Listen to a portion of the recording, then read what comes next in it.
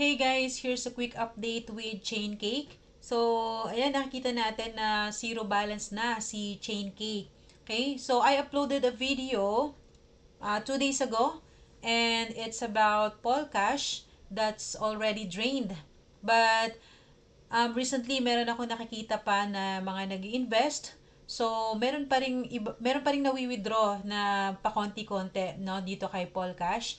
But again, I reminded you guys na stop investing na dito kay Polcash. Dito kay Chaincake, I also mentioned na mag-start na kayong mag-withdraw. Okay? So, 2 days ago, there's still like 2,000 na balance dito sa smart contract. But since yung nangyari kay Polcash na na-drain, so maybe investors are rushed to withdraw their earnings or profits dito kay Chaincake. So, ang nangyari kasi dito guys is meron lang isang plan dito kay Chaincake and what happened is people had panicked withdrawing their profits. Okay? So, ang disadvantage kasi nito is there's only 25 days wherein, yun nga, because of the FUD or fear of uncertainty and doubt, yung mga tao na nakakita yung mga tao na investors no dito kay Chaincake is natakot sila no sa pwedeng mangyari. But still, just like I've said, these projects always depends on the contract, and when the contract um, started to decrease its balance, doon na nga nagkakaroon ng FUD. So, yun nga ang disadvantage ng isang smart contract, lalo na kung wala itong pinagkukunan no na budget or funds. So, nakadepende lang talaga sa pasok ng mga investors. So, ang key dito para magtagal ang isang smart contract na katulad nito, staking projects, dapat merong mga promoters na continuously pinopromote yung project. So, there are only investors and there are people who are promoting the projects. So, dun sa mga nagpo-promote, okay, kung meron itong compensation plan, or what we called the referral commission, that's a big help sa isang project kasi syempre sila yung mga promoters yung nagdadala ng investors. And of course, ang sabi ko nga, ang nagustuhan natin sa ganitong project is walang owners, okay, walang CEO or walang management na nagko-control ng withdrawals natin. So everything is automated, okay? So, once na meron na tayong balance dyan, ay madali nating na-withdraw direct sa ating wallets yung ating mga earnings. So, that's great news guys, no? But ang disadvantage nga lang is, ito kasi since walang owners, and the developer only deploys the project from the system, and after that, wala na siyang access dito. Okay? So, gustuhin man ng dev na magtagal ang isang project, or yeah, kasi nga nakadepende ito no dito sa contract. So kung titingnan natin si Chaincake, inabot siya ng 17,524 total deposits. And dito sa wallets, kay very transparent kasi si Chaincake versus kay Polcash. So sa Polcash hindi natin nakita yung total na deposits unless chinek nating mabuti yung smart contract doon sa Polygon scan kasi makikita rin natin doon kapag binusisi natin yung smart contract. But dito kay Chaincake, ayan, nilagay niya na mismo yung web statistics. So, nakikita natin. So, merong advantage and disadvantage yun. Of course, yun nga, pag nakita ng tao yan, magkakaroon ng FUD, ba? Diba? So, there are only 218 wallets. It means, pwedeng ang isang investors ay merong multiple wallets dito, no? Kasi syempre, pwede naman tayong magkaroon ng multiple accounts. So, it doesn't mean na there are 218 investors. It only means that there are 218 wallets. So, some people, especially those promoters, no, na they are taking advantage of the referral commissions. Lalo na itong si Chaincake kasi, ang ginawa niya is, na distribution sa referral program is 1% up to 5% sa level 5. So, kapag minaximize ng isang promoter yung earning opportunity dito, pwede siyang mag-create ng multiple wallets and dito siya mag-recruit. So, it's another way to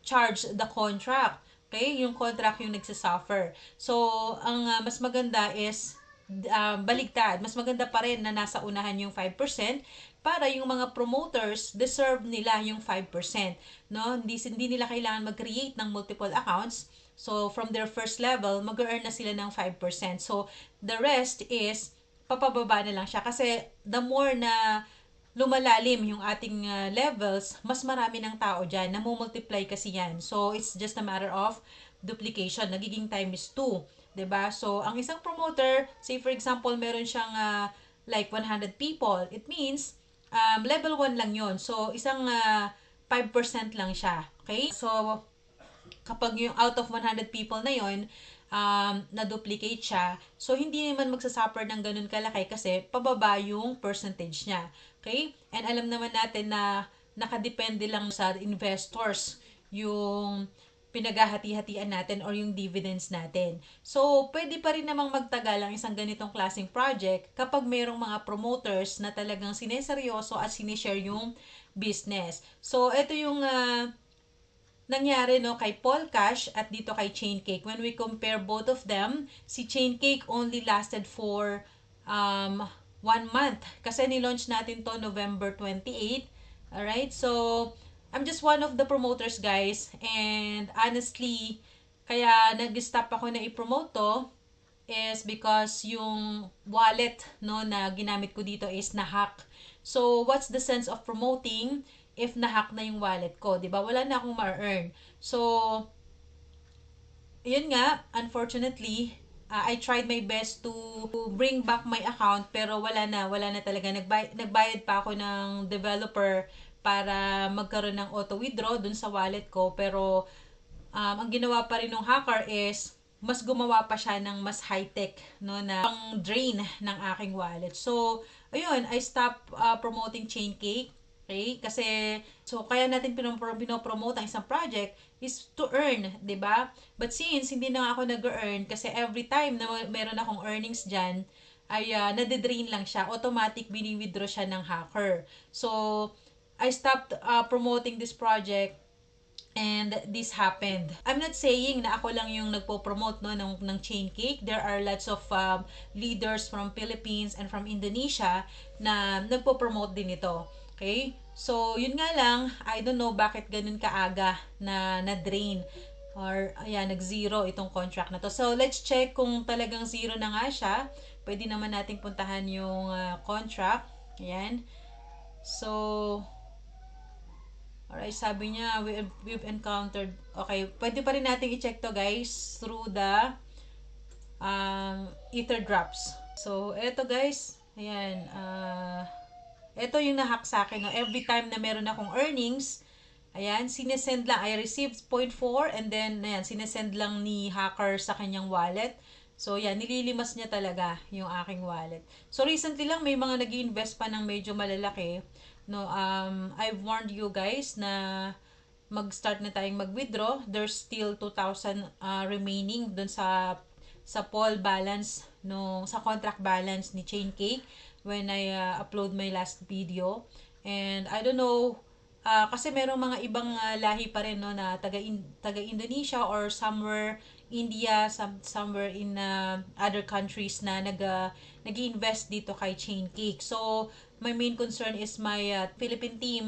So, yeah, I told you guys to start withdrawing your earnings. Okay? And ito, puntahin natin yung Chaincake wallet address, yung contract address. Alright, so ito na guys. Ayan, 0-0 na nga si Chaincake. Okay? So, recently kasi, when I uploaded the video about Paul Cash, and yeah, that's 2 days, more than 2 days ago. So, people rush to withdraw their earnings. Okay, ayan, puro withdraw na lang yung nakita natin. So, meron pa dito nag-invest, no, 148 Paul. Okay, I don't know if that's one of our co-Filipino investors or from other, or like from Indonesia. So, yun nga guys, no, ito yung nangyari kay Chaincake. Kasi, Chaincake has the shortest contract, no, 25 days lang. So, after that, kapag ang isang stakers or investors ay ayan, nagkaroon na ng FUD, hindi na siya mag-invest. So, ang dapat dito is promoters will not stop promoting the project. That way, magkakaroon tayo ng mga new investors as well as yung mga leaders no na magpo-promote nito kasi wala silang magiging doubt sa project. I mean, meron man pero konti lang. So, ang impact nun is magtutuloy-tuloy. Just like what happened to Paul Cash. Okay? Kay Paul Cash, tumagal siya ng almost 3 months. 'Di ba? Though alam natin na meron siyang 3 plans and meron siyang more wallets connected na nagdededuct sa contract. Okay? Mas malaki actually yung dinideduct ni Paul Cash versus dito kay Chaincake. So, kung ituloy natin yung pag-promote dito kay Chaincake, mas mas magtatagal ng konti. Yun nga lang kasi 25 days lang, no? It's another reason para mas umiksi yung buhay niya. Okay? So, that's the reason, no, kung bakit napaaga yung pag-drain ng contract ni Chaincake. So, guys, again, we're all responsible for our own accounts. Pera natin yan. So, it's up to you. Do your own research. And I always tell you guys na there's no 100% guaranteed. Especially in staking. Kasi lalo na sa smart contracts. Kasi nga walang owners nito no, na pwedeng mag-inject or mag-add ng funds.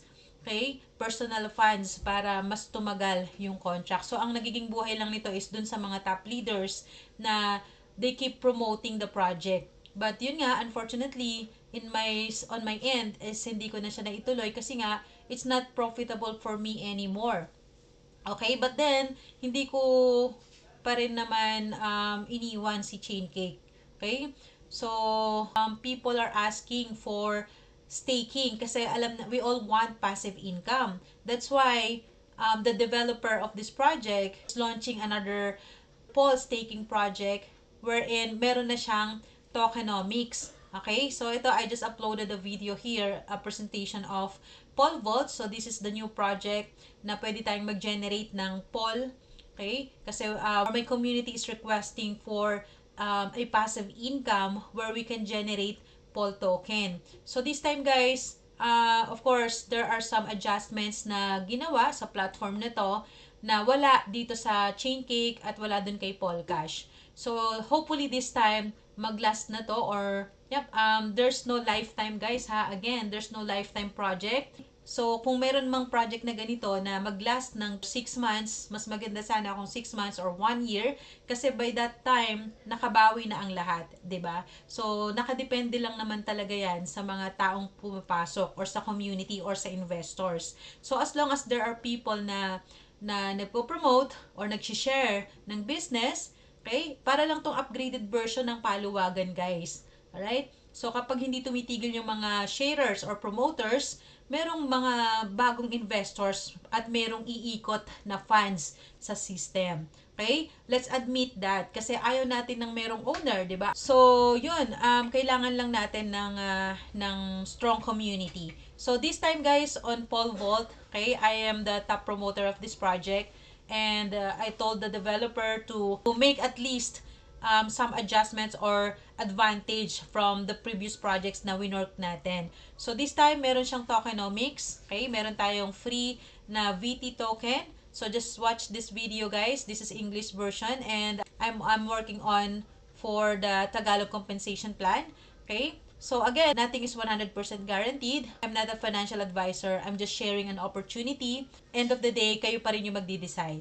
Okay? So, I hope this Paul Vault will last more than what Paul Cash did. Okay? So, meron tayong top promoters, top leaders na tutulong sa akin to promote this project. As well as Indonesia team. Okay? A big YouTuber to share this project. So, hopefully, tayong mga Pinoy, basta pumasok lang tayo ng maaga. Okay? There are plans to choose from. And of course, make sure to do your own research again and make sure to secure your capital before going all out again. Okay? So, just have the community. It will last longer. Okay, we all want passive income. Let our money works for us. So that's it, guys. And hopefully this coming 2025, it will be all profitable for us, and it will be our breakthrough year. Okay, so that's all, guys. Thank you so much for staying in my channel. Again, this is Baby Snow. Happy earnings, everyone. Bye bye.